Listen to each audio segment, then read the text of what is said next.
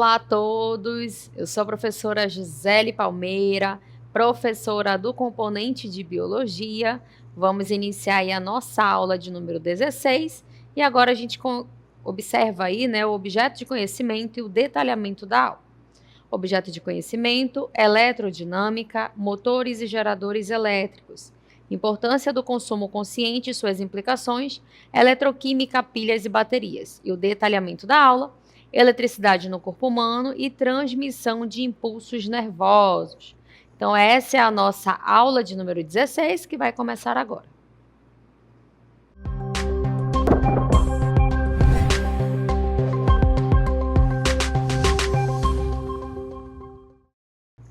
Muito bem, né? Então, nessa aula nós vamos falar aí sobre eletricidade, a relação da eletricidade com o organismo humano, com o corpo humano, né? Será que existe alguma relação? Né? Então, a gente vai observar no decorrer dessa nossa aula, né, as interações que acontecem no nosso organismo relacionado à eletricidade.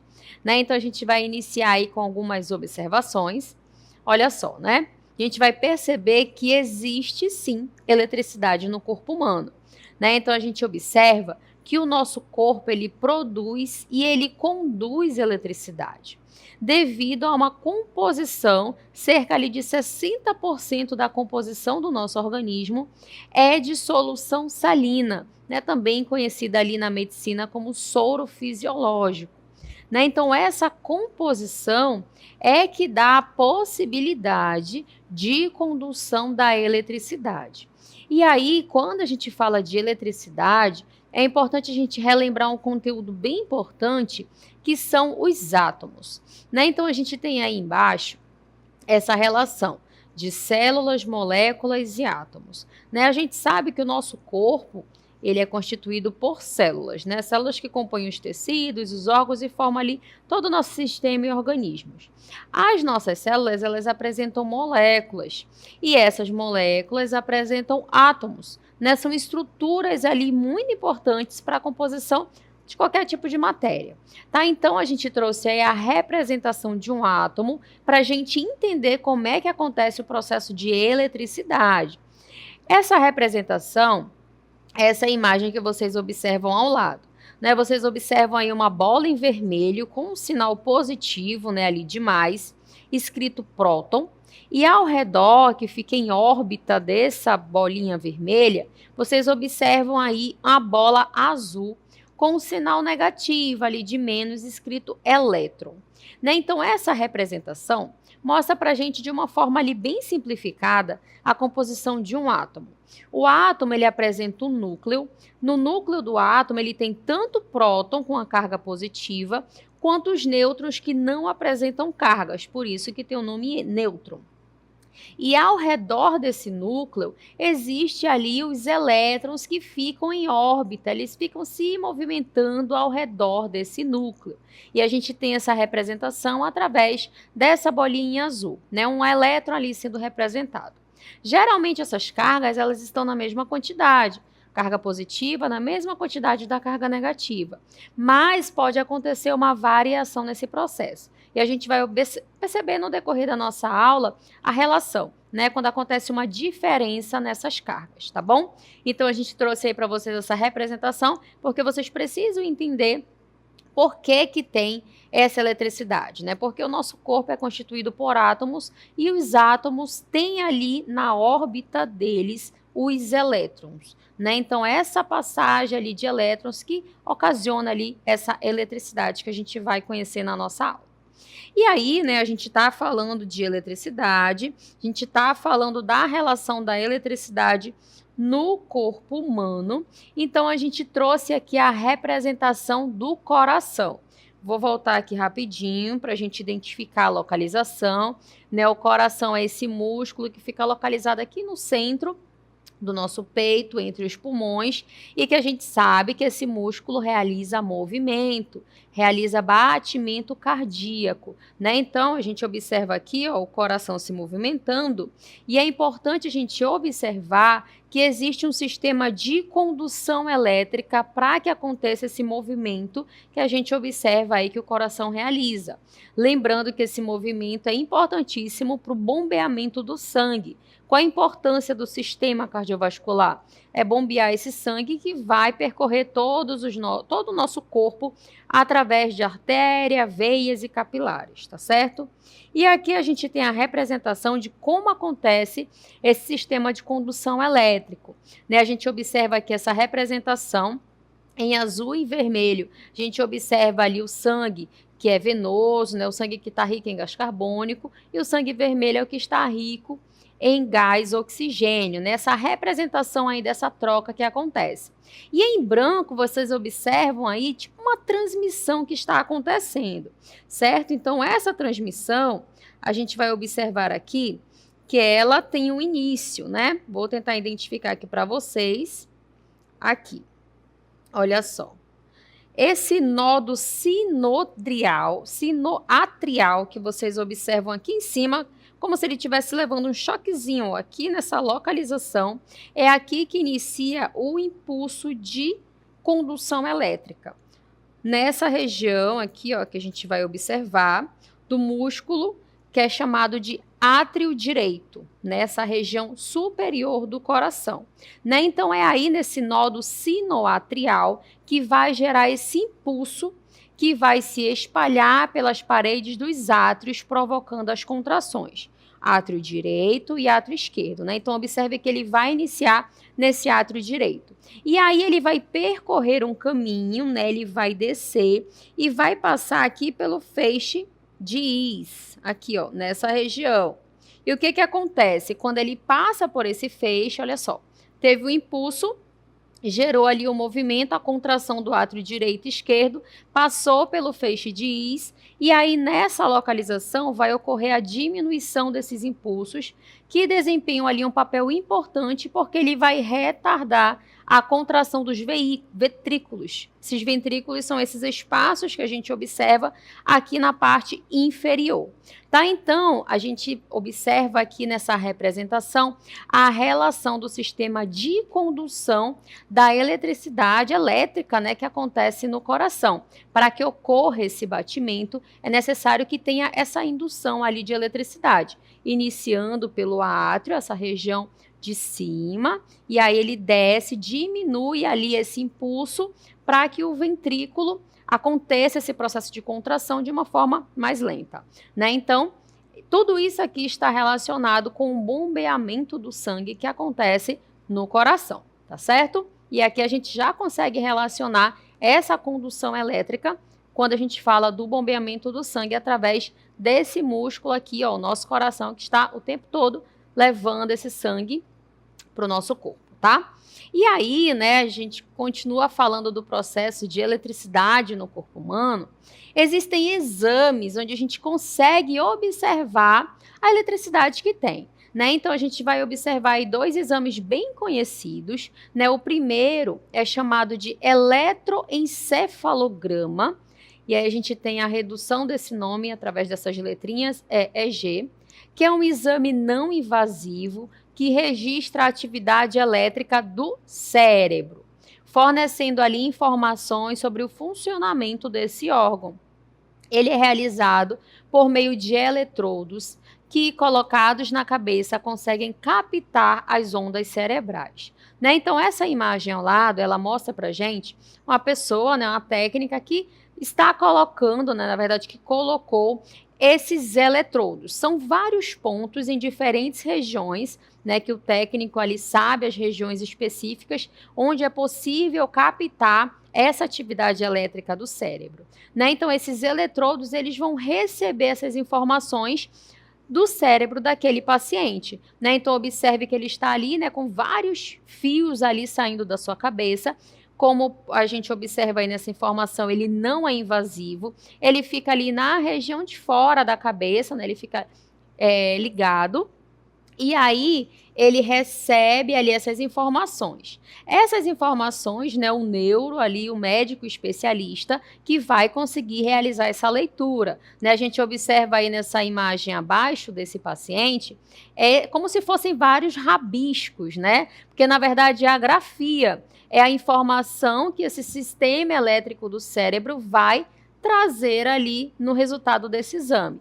E aí o neuro, o médico especialista, ele vai conseguir observar se tem alguma alteração ou não. Né? Então, além do encefalograma, como o próprio nome já diz ali, encéfalo, está relacionado com essa região ali do cérebro, né? Ali localizado no nosso crânio, na nossa cabeça, tem também um exame relacionado ao coração. Né? Então, a gente observa aí um nome bem parecido, eletrocardiograma. E o nome ali já traduz para a gente o tipo de exame que é realizado.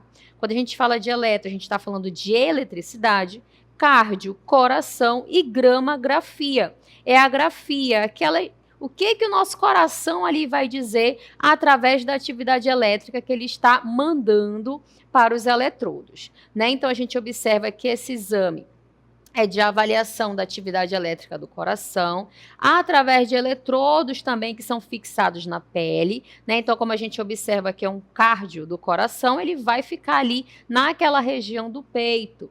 E aí é possível detectar o ritmo do coração e o número de batimentos por minuto. Né? Então, a gente observa aí esse paciente realizando esse tipo de exame. Também ele não é invasivo, né? Não vai ocasionar nada ali. Ele vai somente receber esses impulsos elétricos que o coração vai trazer ali como resultado de exame, tá certo?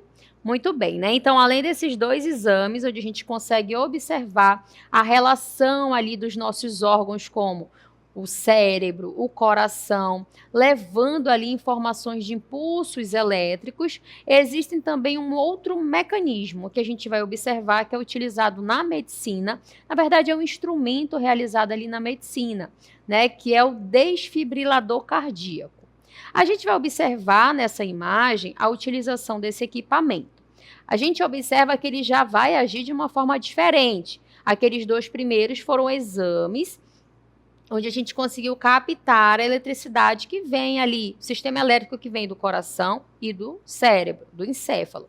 Aqui é em caso de algum problema cardíaco daquele paciente. O coração dele ali deixou de bater ou está batendo muito fraco, e aí é necessário utilizar esse equipamento, né, esse desfibrilador cardíaco. O que ele vai fazer? Né, ele age enviando uma descarga elétrica que é controlada, essa descarga, ao coração. E o objetivo dele é restaurar o ritmo cardíaco normal. Né? Então, esse dispositivo ele é frequentemente usado em situações de parada cardíaca súbita, onde a rapidez da intervenção ela é crucial. Né? Então, a gente observa ali a localização, né, onde ele é colocado, e ele vai dar, sim, aquele choque, né, aquele choque com o objetivo de restaurar o batimento cardíaco daquele paciente, tá? Então, a gente observa aí essas relações voltadas para a área da medicina. E aí, para a gente entender melhor, né, a transmissão ali de impulsos nervosos, a gente vai resgatar aí junto com vocês um pouco da anatomia desse sistema, né? Então, a gente sabe que para transmitir ali informações é necessário que a gente tenha um canal de transmissão, né? Então, esse canal de transmissão, ele acontece através de impulsos nervosos. É um fenômeno eletroquímico que ocorre nas células nervosas e faz o sistema nervoso funcionar. E aí, ao lado, a gente observa uma imagem que representa essa célula nervosa, o famoso neurônio. Né? Quando a gente fala do neurônio, a gente está falando dessa célula bem importante que compõe o tecido e o sistema nervoso. E aí a gente observa algumas estruturas, como os dendritos, o corpo celular, onde a gente observa o núcleo dessa célula, a gente observa essa parte mais alongada, que é o axônio, e lá no final, a região onde ocorrem as sinapses. A gente vai observar que a sinapse está relacionada com a transferência desses impulsos nervosos. E aí, no axônio, a gente observa que existe também uma direção do impulso nervoso. Ele sempre vem dos dendritos, passa pelo axônio e termina ali naquelas terminações do axônio, certo? Então, ele vai sempre seguir essa direção para transmitir o impulso nervoso. E aí a gente vai observar que existe um aspecto elétrico, que é a propagação de um sinal dentro de um neurônio, que geralmente se inicia lá no corpo celular, onde a gente observa o núcleo dessa célula, e é transmitido na direção do axônio. E tem também o fenômeno químico. O fenômeno químico está relacionado com as sinapses, que a gente observa lá no finalzinho, nas terminações do axônio. Né? Então, as sinapses, que são transmissões ali do impulso de uma célula a outra através de substâncias chamadas de neurotransmissores. Tá? Então, para a gente observar aqui com mais detalhes, né, essa célula, esse neurônio, a gente traz aqui essas imagens, né, onde a gente consegue identificar os dendritos, o núcleo, o axônio, que é essa parte aqui mais alongada, essas estruturas aqui chamadas de bainhas de mielina, ela facilita esse impulso nervoso, ele acaba sendo mais rápido quando essa célula apresenta essa bainha de mielina, e aqui no final, né, nas terminações desse axônio, é que ocorrem as sinapses, que a gente vai já observar de uma forma mais detalhada. Tá? Então, aqui a gente tem a representação do axônio. Esse nódulo de Hoover, ele é bem importante para que ocorra de uma forma mais rápida também esse impulso nervoso, tá bom? Então, aqui a gente tem essa representação da célula que compõe o tecido nervoso, chamado de neurônio, né? Através dele que a transmissão, ela passa, começando aqui, ó, nos dendritos, passando pelo axônio, sempre nessa direção, tá certo? Vamos continuar agora observando os tipos de neurônios que existem. Né? Então, temos cerca de 86 bilhões de neurônios e sua estrutura é geralmente a mesma.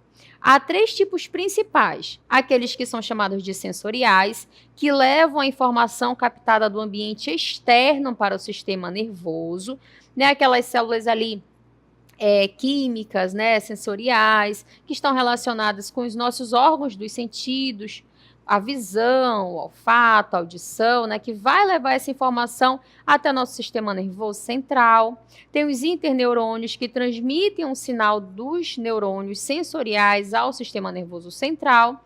E tem os chamados de neurônios motores, onde eles recebem a informação do sistema nervoso central e transmitem para músculos e glândulas do corpo, né? Então, ele está levando ali uma informação que já vem do sistema nervoso central para esse tecido muscular, nessa fibra muscular, ou para uma glândula, que é um tecido epitelial. Né? Então, essa imagem representa para a gente a relação de um neurônio com uma fibra muscular.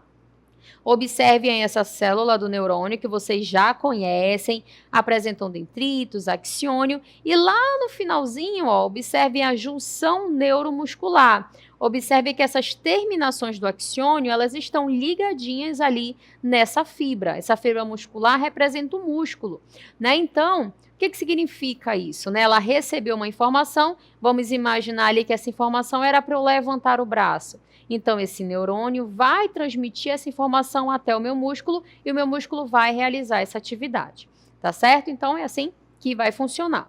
Além desses tipos celulares, né, tipos de neurônios, existem também no sistema nervoso as células da glia. A gente vai observar a importância dela nesse sistema.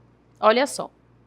São vários tipos celulares presentes no sistema nervoso central que, dentre as diversas funções exercidas, eles ajudam a isolar, apoiar e nutrir os neurônios. Elas não geram impulsos nervosos e não formam sinapses, e ao contrário dos neurônios, elas podem se multiplicar. E essas imagens representam para a gente os tipos de células da glia que estão presentes nesse sistema. Observem acima os oligodendrócitos, que são aqueles que vão formar a baía de mielina lá do sistema nervoso central. A micróglia, né, a gente observa ali ela azulzinha, elas estão relacionadas com os macrófagos, aquela que vai fagocitar algo que não pode estar presente ali naquele tecido. A gente observa também os astrócitos, que estão relacionados ali ao sistema os capilares, né, voltados ao sistema cardiovascular, que vai dar sustentação, nutrição. Células de Schwann está relacionado também com a baía de mielina, só que ele está presente mais ali no sistema nervoso periférico, né? Então, cada célula da glia está relacionada ali com uma função específica que tem como funções isolar, apoiar e nutrir os neurônios, tá certo? E aí, né, a gente observou com mais detalhes os tipos de neurônios, a importância das células da glia nesse tecido, nesse sistema, e agora a gente vai observar como ela vai passar esse impulso nervoso, né? Através dessas ligações entre um neurônio e outro. A gente vai observar que o nome desse impulso que passa de uma célula para outra é chamado de sinapses. Vamos observar como ela acontece. Né? Então, os neurônios eles se comunicam um com os outros pelas sinapses. Existe ali a sinapse química e a sinapse elétrica. A maioria das sinapses são químicas. Nestas sinapses, a comunicação é feita usando mensageiros químicos. Outras sinapses são elétricas. Nessas, ocorre um fluxo direto de íons entre as células. Né? Então, a gente vai observar, em relação à sinapse, o disparo, né, na nossa próxima imagem, o disparo de um potencial de ação em um neurônio, o pré-sináptico, gera a transmissão de um sinal para outro neurônio, que é o pós-sináptico. Daqui a pouco a gente vai observar uma imagem onde a gente vai identificar esse neurônio pré, como o próprio nome já diz, o pré vem antes, o pós vem depois. Né? Então, o pré vai gerar essa transmissão para o que vem depois. Tá? Então, em resumo, é assim que vai acontecer, tornando mais ou menos provável que o neurônio pós-sináptico dispare seu próprio potencial de ação. E aí a gente vai observar uma imagem, né, que representa aí essa sinapse. Observe aí a célula pré-sináptica, aquela que vem antes, né, pré. Ela vai enviar essa informação, essa comunicação, através do seu potencial de ação. E aí existe um espaço entre esses neurônios, que é chamada de fenda sináptica. E é através dessa fenda sináptica que os neurotransmissores, eles passam de uma célula para outra. Né? Então, eu tenho aí a pré-sináptica e aquela que vai receber esses neurotransmissores, que são as pós-sinápticas, as que vêm depois. Né? Então, a gente observa aí a interação desses dois neurônios. E aqui eu tenho para vocês também uma outra representação. Né? A gente vai tentar observar com mais detalhes o tipo de sinapse química. Olha só, essa que vai enviar é a pré-sináptica. A gente observa aqui, né, nesse neurônio pré-sináptico, ele que vai levar essa informação, esses neurotransmissores. Observem aqui, ó, que existe uma fenda, existe um espaço entre um neurônio e outro. Né? Então, essas vesículas, olha só, elas vão levando esses neurotransmissores e observem aqui, ó, que eles vão passando para a outra célula, que é a pós-sináptica. Né? Então, é assim que ocorre a sinapse química, através dos neurotransmissores que são levados de uma célula para outra. Né? Eles passam por essa fenda, por esse espaço, e assim eles conseguem se comunicar. E na elétrica, a gente observa que não tem esse espaço. Existe um meio ali de comunicação muito mais rápido, né? Observe ali que os elétrons eles vão passando de um neurônio para outro, tá? Então, essa aqui são os dois tipos de sinapse: elétrica, que geralmente é uma proteína ali que vai auxiliar esse processo, e a química, né? Onde tem essa fenda, mas os neurotransmissores conseguem levar essa informação de uma célula para outra, tá certo?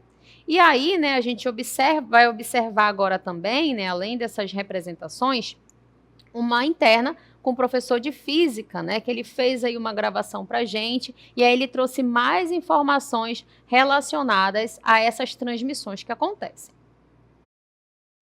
Olá pessoal, eu sou o professor William Costa e você já se perguntou como as células conduzem informações umas às outras?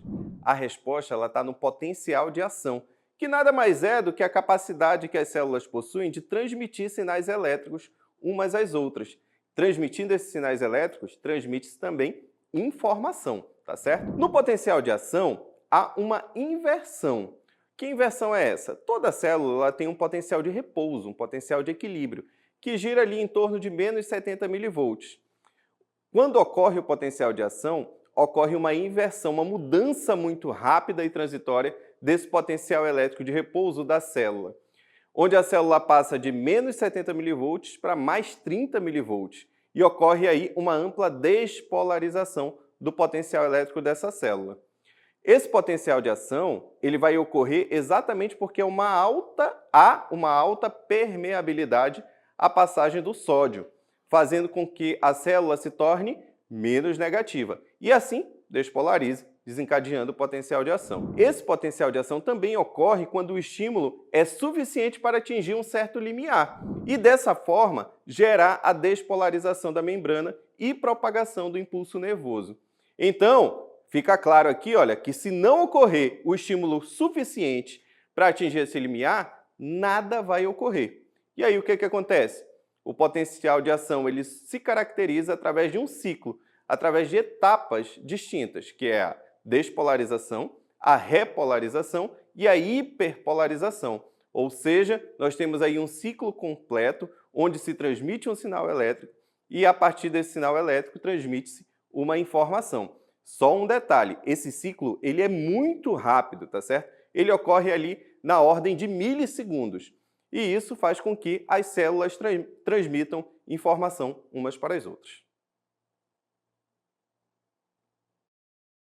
Muito bem, né? A gente agradece a participação do professor William, que trouxe aí o seu conhecimento relacionado a esse tema e voltado à física também, né? Então, é interessante a gente entender aí todas essas relações voltadas aí para a eletricidade que está acontecendo no nosso corpo nesse momento, né? Então, a gente vai continuar falando de eletricidade, só que agora a gente vai comentar um pouquinho para vocês sobre a eletricidade estática, né? Eu vou trazer para vocês o conceito e alguns exemplos que acontecem aí no nosso dia a dia, né? Eu acho que vocês vão acabar se identificando com alguma situação, né? Como, por exemplo, quando a gente passa, não sei se vocês já realizaram essa atividade, né? Passa ali uma bexiga, alguma coisa no cabelo, o cabelo fica arrepiado, né? Ou quando você toca ali em algum objeto e você leva um pequeno choque, né? Então, essas situações que estão relacionadas aí com a eletricidade estática, né? A gente vai observar, por exemplo, crianças que estão descendo ali no escorregador.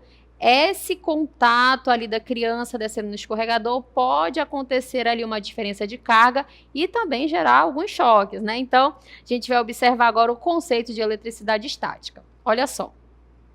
Quando a gente fala dessa eletricidade, né, ela ocorre pela transferência de cargas elétricas entre dois corpos constituídos de materiais e quantidade de cargas elétricas que são diferentes, gerando ali uma faísca de eletricidade estática que a gente conhece como choque, né? Então, a gente observa que existe ali umas representações, né? Quando acontece de um objeto estar com uma carga positiva ou muito negativa, né, como a quantidade ali maior de prótons no caso, quando ele encontra com um outro objeto, a tendência dele é equilibrar essas cargas, né? Então, sempre que acontece esse choque, é porque algum objeto está com uma carga acima do ideal, ou muito positiva ou muito negativa. E aí, quando ele encosta em algum outro objeto, ele vai ter o objetivo de neutralizar,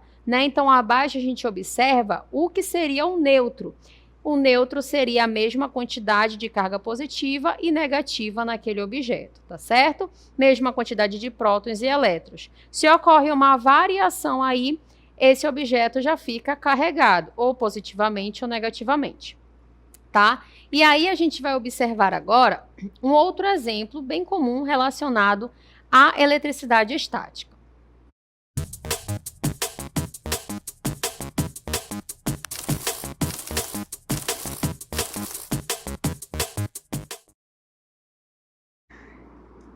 Muito bem, né? O que a gente observou ali, né? Quando tocou ali naquela porta, na maçaneta para abrir, deu um choque. Por que deu aquele choque? A gente observou que a mão estava com mais carga positiva e o carro com mais carga negativa. Se existe essa diferença ali de cargas, quando ocorre o contato da pessoa, no caso, com o objeto, a tendência é ocorrer o equilíbrio dessas cargas positivas e negativas. E nesse processo, que é muito rápido, né, a pessoa tocou, levou o choque, é que tenta ter esse equilíbrio de cargas positivas e negativas, tá? Então, essa situação é um exemplo clássico de eletricidade estática, né? Tentar equilibrar a quantidade de prótons e elétrons que existem em determinado corpo ou em determinada matéria, tá certo? Então, espero que vocês tenham compreendido esse conteúdo aí sobre eletricidade.